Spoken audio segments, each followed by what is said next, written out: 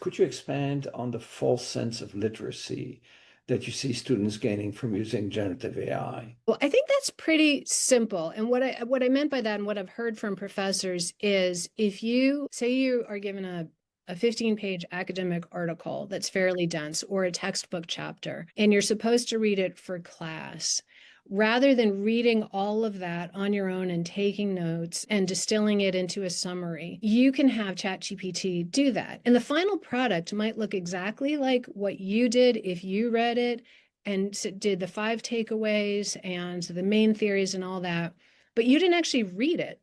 You just read the takeaways. It's again like Cliff Notes when I don't know how old anybody is, but Cliff Notes, Spark Notes, it's the same thing. It's like you're just getting a summary of something and you think you know what it's about and you know what it's about at a very high level, but you didn't actually do the work of going through the reading. And as you went through the reading, if you did it, you probably would have been thinking about other things that you might want to dig into, or questions you might have about, I don't really buy this argument, or I don't think they made a good argument, or I don't understand, or what's the counterfactual here? You're not doing any of that work. You're just coming to class with a bullet point. And so professors see this, and what happens in discussion is the students might repeat the bullet points, and then the professor says, well, let's dig into that issue, and you can't because you didn't do the reading. So that's what I mean by the false sense of literacy. Maybe a better way of saying is false sense of comprehension of reading, rather than thinking that they are actually more literate by having run something through AI.